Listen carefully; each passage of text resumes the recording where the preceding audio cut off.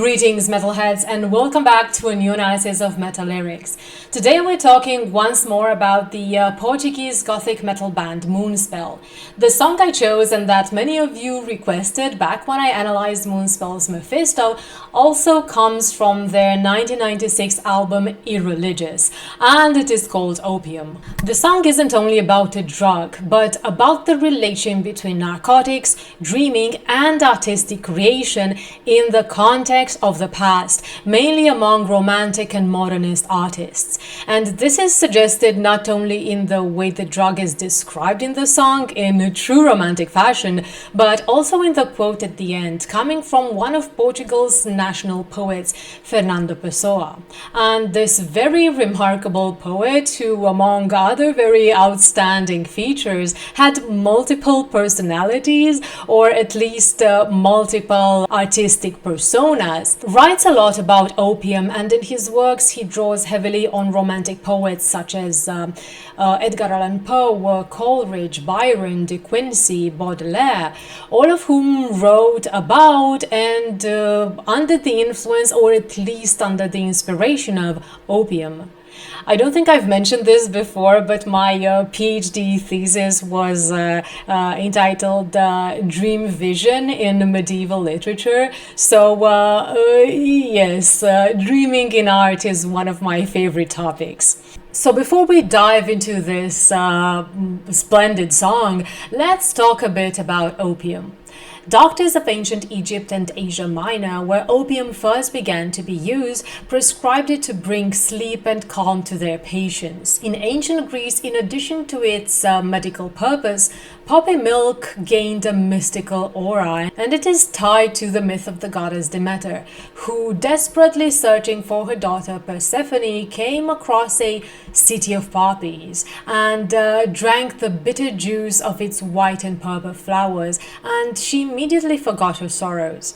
So opium is believed to have been ritually consumed during the Eleusinian Mysteries, the most famous secret religious rites of ancient Greece. Opium sort of fell into oblivion throughout Europe after the fall of the Roman Empire, until Crusaders brought it back from the Arabs along with hashish. So it is associated by Westerners with the Orient, with Asia, enhancing European fascination with the wonders of the East. So from this moment on, it starts to be known and used fairly commonly as both medicine, called the Stones of Immortality by Paracelsus, and narcotic, and prepared in a variety of ways. It becomes so popular that by the 19th century, in England you could hardly find anyone, at least among the urban population, who hadn't tried it in one form or another throughout their life. Workers took it for their injuries, upper-class ladies took it to soothe their anxiety, noblemen with feeble health took it to fortify themselves, working-class women gave it to their infants to keep them quiet while they were at work, socialites took it to dazzle interlocutors with their witty conversations. Suiciders took it to smoothen their way out of this world, and artists took it to access a world of wonder and unconventional ideas which they would then put to paper or canvas. In English literature, the euphoric reveries of opium are described in De Quincey's Pleasures of Opium, and perhaps it is speculated in Coleridge's Kublai Khan, while nightmares of the later stages are related in De Quincey's Pains of Opium, or George Crabbe's The World of Dreams and Sir Eustace Gray, and in Coleridge's Pains of Sleep. And who knows how many other artists created under the influence or inspired by the accounts of others. While contemporary science doesn't prove any connection between opium use and creativity, people of the past experimented with it, and Moonspell offer here their own take on the topic. The video for Opium, while it is quite simple and short, shows us what is supposed to be Fernando Pessoa himself sometime in the early 1900s, writing in a cafe or pub, or maybe an opium den, or at least the band Moonspell is in what I think it's supposed to be an opium den. And it illustrates the song in the cultural context really well. So we see this is much more than just another rock song about drugs.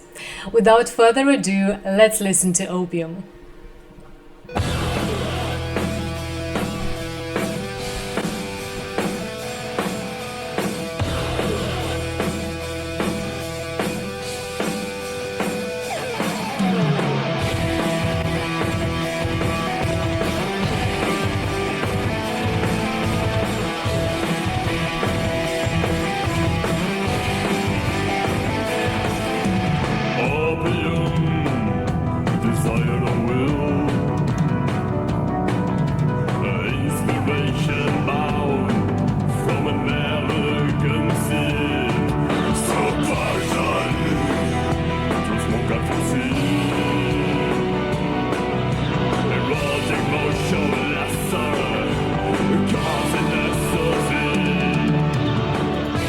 The first line poses an interesting question.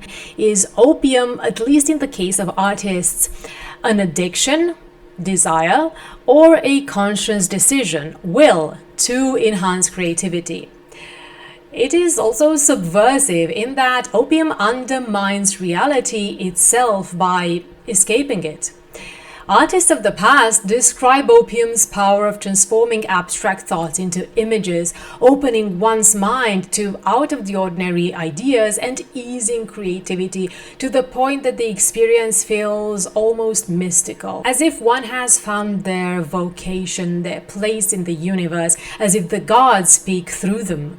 Opium is here presented as a link between human and divine, and in this altered states of consciousness, one could catch a glimpse of a world that is forbidden to mortals, as suggested by this voyeuristic image of erotic motions of gods in ecstasy. Baudelaire, in his poem Le Poisson, writes something remarkably similar. Opium magnifies things that have no limits. It prolongs the boundless, makes time more profound, deepens voluptuousness, and fills the soul to overbrimming with dark and gloomy pleasures. Very much like Moonspell's lyrics. This is what I meant by a romantic description of opium, something that Fernando Ribeiro is very familiar with.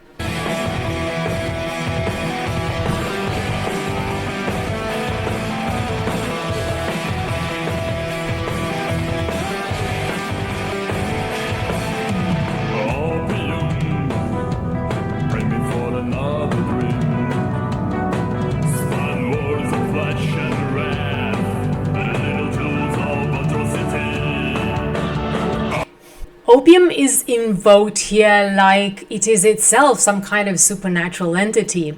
As the body relaxes under opium, perceptions of the outside world are dulled, and inside the mind they catch fantastic shapes and meanings, often reaching a cosmic scale, like visions of paradise and fantasy worlds. Even from early modern times, physicians note that the consumption of opium makes one witty, imaginative, serene, energetic, courageous, and cheerful, and cures anxiety and pain and brings pleasant dreams. But they also note that, taken in too large a dose, it has the very opposite effect, bringing about strange agonies as they were described, or like Moonspell describes them, little jewels of atrocity.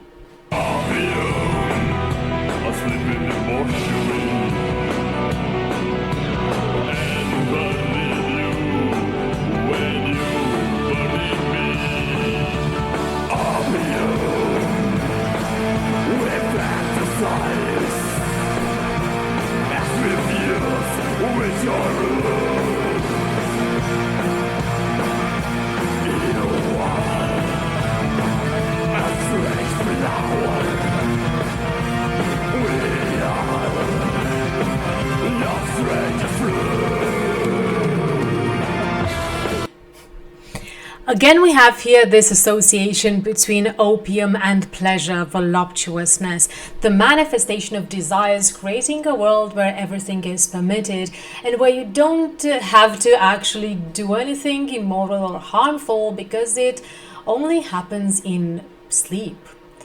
The use of the plural we suggests a sort of communion between those who are influenced by opium, fascinated by its meaning, the dreamers, in other words, because you see how opium is described with great fascination, as if even the plant itself is a miraculous mechanism, an elegant seed from which springs a strange flower. So we, the dreamers, become one with the opium. They are the result of opium's effects.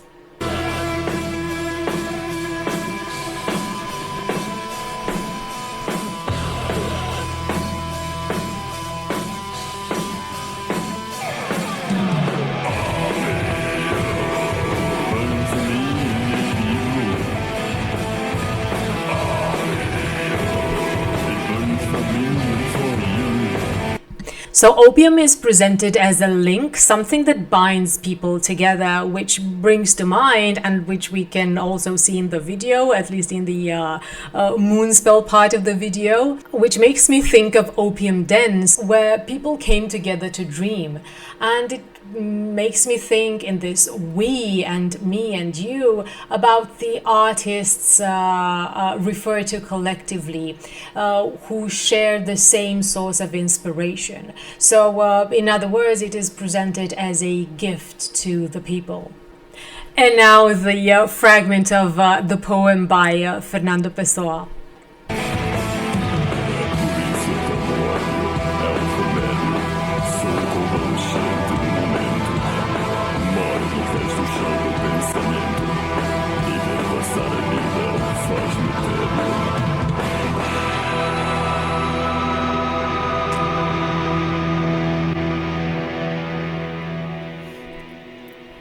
So these lines are taken from Fernando Pessoa's poem Opiario, which is basically a hallucinatory logbook of a sea voyage, an opium diary, opiary.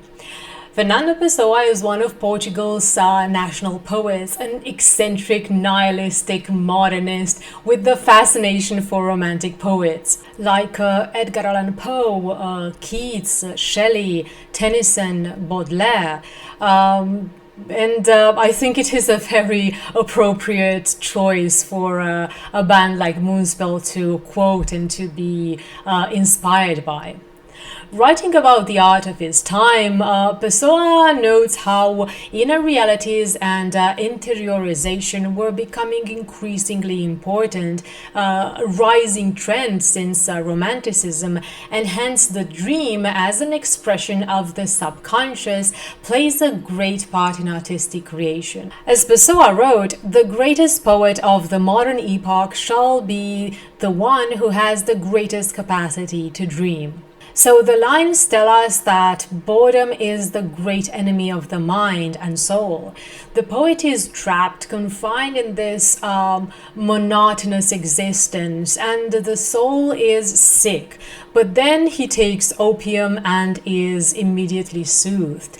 So he is convalescing, recovering from this disease of existential boredom, and his imagination is stirred to restore the joy of living. These lines are a great blend between the nihilism of modernist writing and the daydreaming of romanticism, if you will. My soul sickness, writes Pessoa, precedes the opium. Feeling the convalescing and wasting away of life, I seek out the opium that soothes, an orient that orients the orient. In other words, for the poet, or at least for Pessoa's poetic persona, opium represents a guide through life.